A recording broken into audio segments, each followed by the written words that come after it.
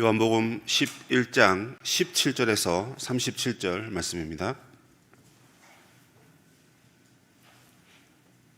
11장 17절에서 37절 말씀을 교독하겠습니다. 17절입니다. 예수께서 와서 보시니 나사로가 무덤에 있은지 이미 나으리라. 베다니는 예루살렘에서 가깝기가 한 오리쯤 되매 많은 유대인이 마르다와 마리아에게 그 오라비의 일로 위문하러 왔더니 마르다는 예수께서 오신다는 말을 듣고 곧 나가 맞이하되 마리아는 집에 앉았더라. 마르다가 예수께 여짜오되 주께서 여기 계셨더라면 내 오라버니가 죽지 아니하였겠나이다. 그러나 나는 이제라도 주께서 무엇이든지 하나님께 구하시는 것을 하나님이 주실 줄을 아나이다. 예수께서 이르시되 내 오라비가 다시 살아나리라. 마르다가 이르되 마지막 날 부활 때에는 다시 살아날 줄을 내가 아나이다. 예수께서 이르시되 나는 부활이요 생명이니 나를 믿는 자는 죽어도 살겠고 무릇 살아서 나를 믿는 자는 영원히 죽지 아니하리니 이것을 내가 믿느냐. 이르되 주여 그러하외다. 주는 그리스도시요 세상에 오시는 하나님의 아들이신 줄 내가 믿나이다. 이 말을 하고 돌아가서 가만히 그 자매 마리아를 불러 말하되 선생님이 오셔서 너를 부르신다 하니 마리아가 이 말을 듣고 급히 일어나 예수께 나아가매 예수는 아직 마을로 들어오지 아니하시고 마르다가 맞이했던 곳에 그대로 계시더라. 마리아가 함께 집에 있어 위로하던 유대인들은 그가 급히 일어나 나가는 것을 보고 곡하러 무덤에 가는 줄로 생각하고 따라가더니 마리아가 예수 계신 곳에 가서 배웠고 그 발 앞에 엎드려 이르되 주께서 여기 계셨더라면 내 오라버니가 죽지 아니하였겠나이다 하더라. 예수께서 그가 우는 것과 또 함께 온 유대인들이 우는 것을 보시고 심령의 비통이 여기시고 불쌍히 여기사 이르시되 그를 어디에 두었느냐. 이르되 주여 와서 보옵소서 하니 예수께서 눈물을 흘리시더라. 이에 유대인들이 말하되 보라 그를 얼마나 사랑하셨는가 하며 그중 어떤 이는 말하되 맹인의 눈을 뜨게 한 이 사람이 그 사람은 죽지 않게 할 수 없었더냐 하더라. 아멘. 목회를 하다 보면 참 어려운 일을 만날 때가 많이 있습니다. 그때는 목회를 그만두고 싶기도 하고 그 자리를 피하고 싶기도 하고 왜 내가 이 일을 감당해야 되나 이렇게 원망과 불평이 생기기도 합니다. 그만큼 제가 아직 젊고 어리기 때문에 그런 것 같습니다. 주일날 오후 6시에 함께 신앙생활을 하시던 우리 이미세 권사님께서 하나님의 부르심을 받았습니다. 62세의 나이로 일찍 세상을 떠나셨습니다. 질문했습니다. 하나님, 왜 이렇게 하셔야 합니까? 저희 어머니도 63세에 세상을 떠나셨습니다. 목사인 저는 무슨 말씀으로 교우들에게 말씀을 전해야 할까? 마침 담임 목사님 또 출타 중이시기 때문에 제가 가서 말씀을 전해야 될 것 같은데 무엇을 말해야 됩니까? 그냥 늘 하는 설교, 나는 부활이요 생명이니 믿어라. 언젠가 다시 만날 것이다. 그냥 그렇게 말하면 되는가? 이 묵상을 하는 중에 하나님이 저에게 깨닫게 하시는 단어가 있었습니다. 죽음이라는 단어입니다. 죽음은 누구보다 말하기 싫은 주제이죠. 왜냐하면 모두 다 살기 위해서 이야기하지, 잘 사는 법을 얘기하지, 잘 죽는 법을 이야기하지 않기 때문에 그렇습니다.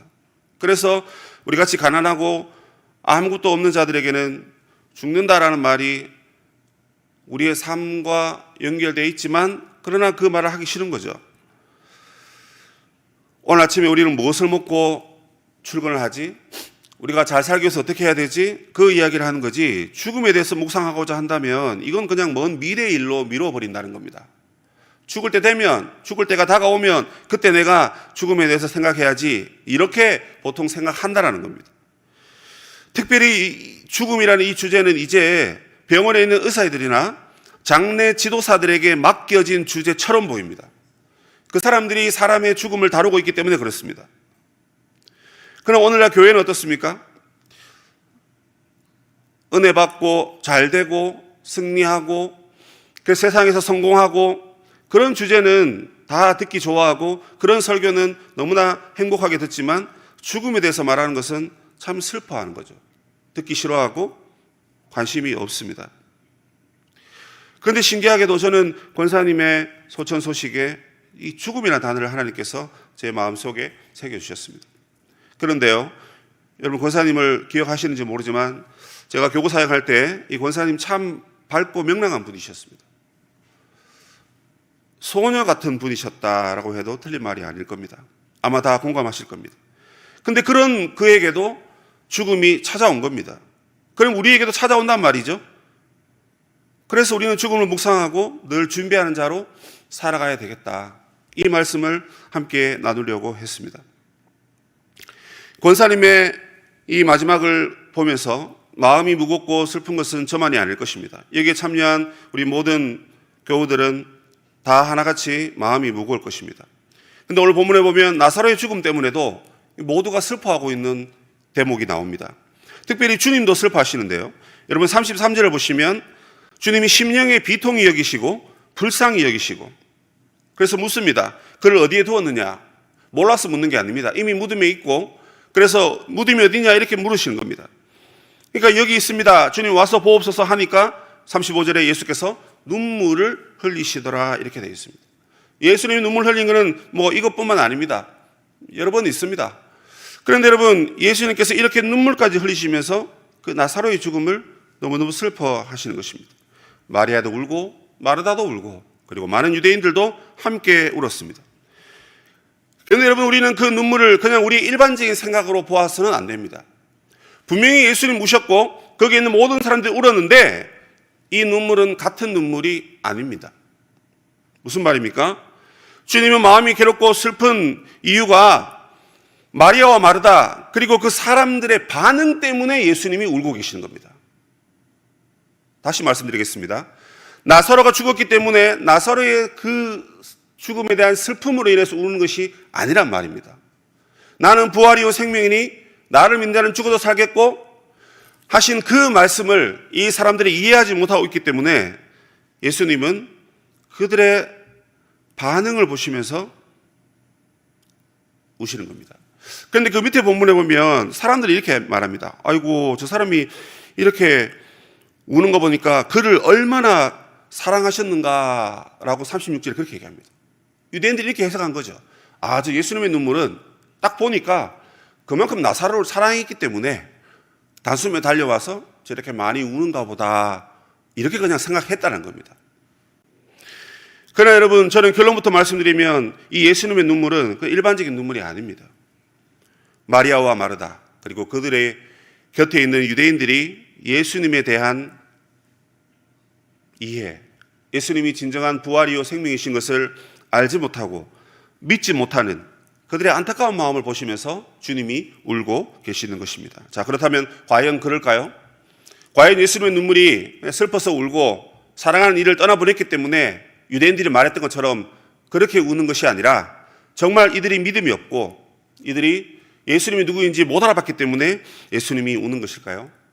마리아와 마르다의 행동을 통해서 그것을 한번 찾아봅시다.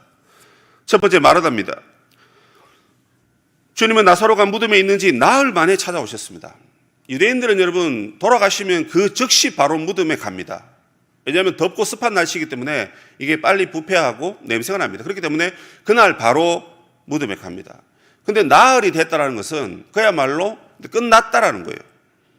더군다나 유대인들이 생각하기를 3일까지는 물론 이거는 미신이긴 합니다만 3일까지는 영혼이 육체에 머물지만 나흘째가 되면 이 영혼이 하늘로 간다라는 그런 생각을 가졌습니다. 그러니까 여러분 4일이 지났으니까 이거는 뭐 다시 살린다라는 그런 생각을 도무지 할 수 없는 상황인 거죠.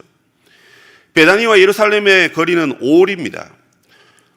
주석가마다 좀 다른데 이 5리는 1, 2가 400m로 잡았을 때 4, 5, 20, 2km밖에 되지 않습니다.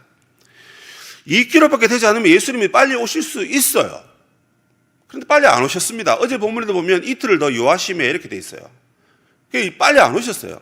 오는 길에 이틀 걸린다 치더라도 여러분 빨리 왔으면 어떻게 될지 모르는 그런 상황입니다. 아니나 다를까 마리아와 마르다가 똑같이 얘기합니다. 주께서 여기 계셨더라면 똑같은 말을 반복합니다. 그러니까 여러분, 이 거리가 멀지 않는데 예수님은 일부러 빨리 안 오신 거예요. 그리고 여기서 여러분 거리가 한 1.9km 정도 된다고 봤을 때 많은 사람들이 가깝기 때문에 조문객들이 많이 찾아왔습니다. 베단이라는 작은 동네입니다. 그런데 여기 여러분 마치 잔치가 일어난 것처럼 수많은 사람들이 예루살렘과 각 등지에서 이 나사로의 죽음을 애도하기 위해서 찾아왔습니다. 그만큼 능력이 있는 집안이고 그만큼 이 사람들은 그 지역에서 아마 지역의 유지였을 걸로 그렇게 판단할 수 있습니다. 많은 조문객들이 찾아오는 가운데 드디어 주님이 등장하십니다. 주님이 오신 소식을 듣고 마르다는 동구 밖으로 달려갑니다. 무슨 말인지 이해가시죠? 주님이 이미 그 조문하는 곳까지 들어가지 않으셨어요. 마을 밖에 계십니다. 그런데 마르다가 급히 뛰어나옵니다. 누가복음에 보면 마르다와 마리아의 행위를 이야기하면서 그것을 신앙에 빗댑니다. 신앙에 열심히 있었던 마르다는 예수를 만나기 위해 달려가지만 예수를 말씀 듣기 위해서 발치에 누웠던 마리아를 비교하죠. 그러나 여기서는 그 신앙의 열심의 차이는 아닙니다. 왜냐하면 한 사람은 어쨌든가 조문객들을 맞이해야 되고 그리고 예수님 오셨다는 소식에 또 한 사람은 맞으러 가야 하기 때문에 그렇습니다. 여기 계셨더라면 이라고 말하죠. 이 말은 무슨 말입니까? 하소연하는 겁니다. 왜 빨리 안 오셔가지고 우리 오라버니가 죽었습니까? 그렇게 말합니다. 그런데 예수님 뭐라 하십니까? 내 오라비가 다시 살아나리라. 이 말은 무슨 말이냐면 지금 내가 내 오라버니 그래서 살리러 왔지 않냐 이 얘기입니다. 이 대목을 여러분 우리가 잘 주목해야 됩니다. 여기 계셨더라면 살아났을 거고 근데 예수님이 그래 내가 지금 그래서 살리러 왔다 가보자 지금 내가 너의 오라버니를 살려내겠다. 그런데 마르다가 뭐라 그럽니까? 예수님께서 마지막 부활 때에나 다시 살아날 줄을 내가 아나이다 이렇게 말합니다. 지금 예수님의 말을 이해를 못하는 거예요. 내가 지금 살리러 왔는데 마르다는 지금 아니라 저 뒤에 있을 일을 이야기합니다. 그럼 이게 잘못된 겁니까? 아닙니다. 맞는 말을 했고 잘못된 말은 아니에요. 그런데 예수님의 포인트는 내가 지금 가서 내 오라버니를 살리겠다는 겁니다. 그리고 나는 부활이요 생명이라고 말씀하시면서 예수님께서 자기를 나타내십니다. 그런데요, 이 마르다의 고백이 여러분 대단한 고백을 합니다. 네, 맞습니다. 주님은 지금이라도 하나님께 구하시는 것을 하나님이 응답하시는 줄 내가 안다 이렇게 말합니다. 더 나아가서 마지막 날에 부활할 것이다라고 말하고 그리고 그 어떤 사람도 고백하지 않았던 대단한 고백을 하는데 당신은 그리스도시고 당신은 하나님의 아들입니다라고 말하는 이 고백을 합니다. 여러분 사복음서를 찾아보시는데 베드로 외에 이런 고백을 동시에 하는 사람이 있는가 한번 찾아보십시오. 그리스도요 하나님의 아들이요 이 동시에 이 말을 하는 사람이 있냐라고 한번 찾아보란 말입니다. 이 여인은 그만큼 온전한 고백을 했습니다. 그런데 문제는 예수님의 말에 대해서 아멘 하지는 못했어요. 지금이라도 먼저 가시죠. 지금 일으키러 가시죠. 내가 그것을 믿습니다. 이런 대답을 하는 것이 옳은데 말은 맞는 말을 했습니다. 지금이라도 기도하면 응답해 주시는 줄 믿지만 그냥 우리가 잘 되게 해주세요. 이 정도 고백하는 거지. 그리스도요 하나님의 아들이요 라는 신앙 고백도 대단한 고백이지만 예수님의 핀트와는 조금 다른 거죠. 마리아는 어떻습니까? 마르다가 마리아를 불러옵니다. 예수님이 시켰기 때문에 불러왔다라고 28절에 우리가 추측해 볼 수 있습니다. 그리고 똑같은 말을 하죠. 주께서 여기 계셨더라면 무슨 말입니까? 오자마자 넙죽 엎드렸습니다. 그 말은 마르다처럼 마리아도 예수님께 대한 믿음과 신앙이 있었다는 증거입니다. 그러나 그 말은 똑같은 고백입니다. 만약 주님이 여기 계셨더라면 살아났을 거랍니다. 안 계셨기 때문에 살아나지 못했다는 거죠. 언니의 신앙 고백처럼 아마 이 마리아도 동일한 마음을 갖고 있었을 것입니다.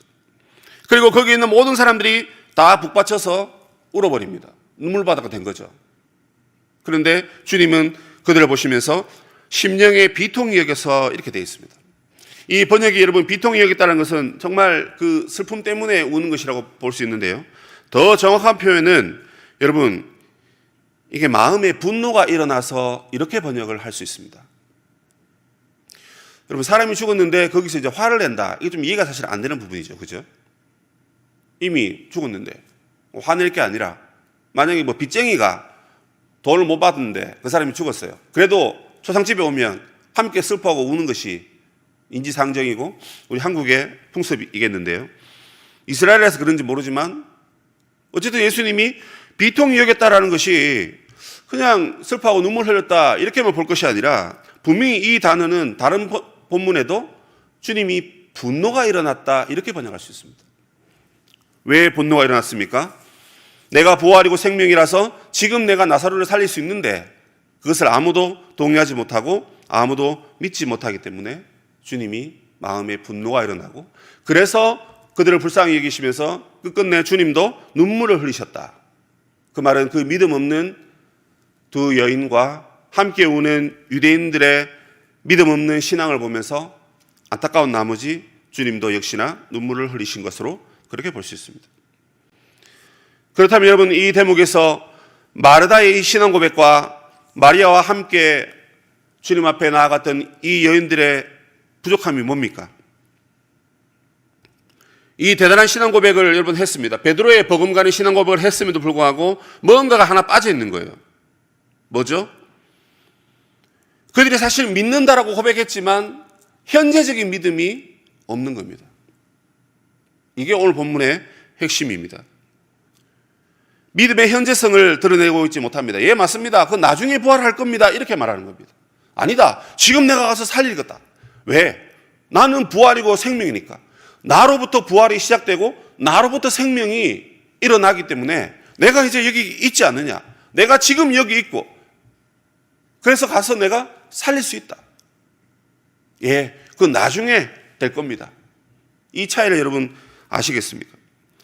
미래에 이루어질 것에 대한 믿음이 결코 나쁜 것은 아닙니다. 그러나 주님이 지금 원하는 것은 미래의 믿음을 가능하게 하는 지금의 믿음을 보기를 원하는 겁니다. 여러분 이거 쉽게 말하면 이겁니다.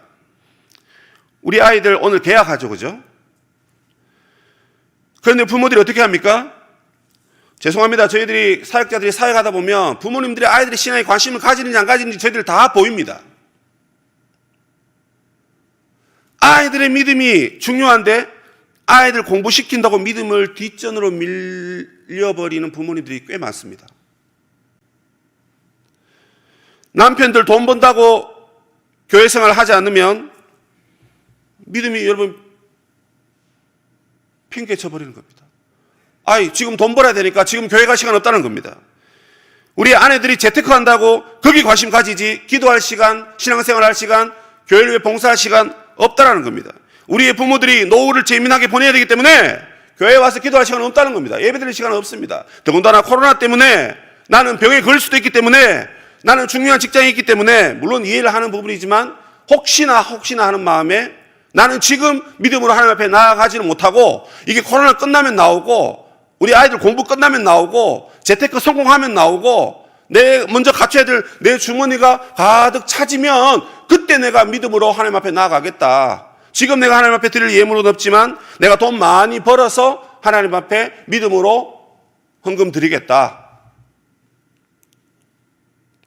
이게 여러분 지금 현재적 믿음이 없는, 믿음이 있다라고 말하는, 거짓으로 말하는 신앙인들의 모습입니다.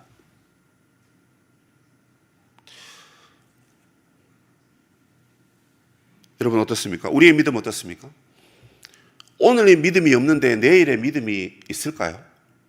여러분 오늘의 믿음이 없는데 내일 내가 믿음으로 하나님 앞에 나아갈 수 있겠냔 말입니다. 그 내일은 그냥 단순한 내일을 말하는 게 아닙니다. 여러분 나이에서 여러분 언제 소천하실지 모르지만 죽기 바로 직전이라고 칩시다. 저는 이제 44살이니까 한 20년 30년 살겠죠.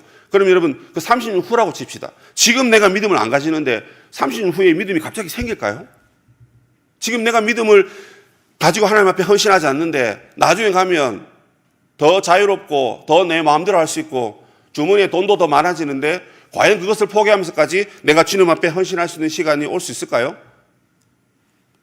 저는 장담하지 못한다고 생각합니다. 그럼 무슨 말입니까?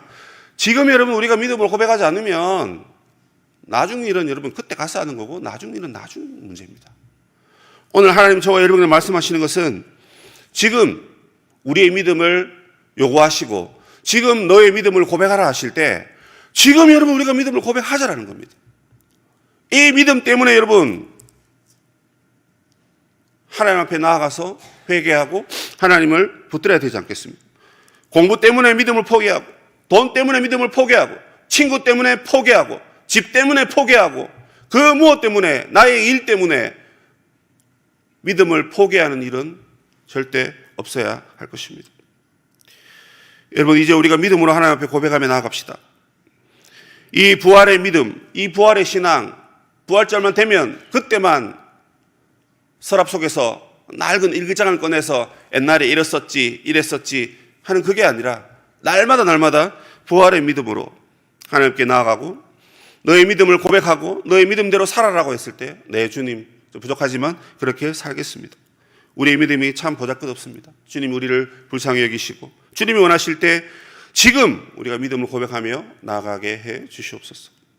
그렇게 기도하시고 그 믿음의 회복을 위해서 특별히 코로나 때문에 보이지 않는 성도들이 참 많습니다. 그들이 어떻게 믿음 생활하고 있는지 여러분 연락도 하시지만 또 기도하면서 우리 함께 믿음으로 주님 앞에 나아가도록 그렇게 기도하시는 이 새벽이 되시기를 주님의 이름으로 축복합니다.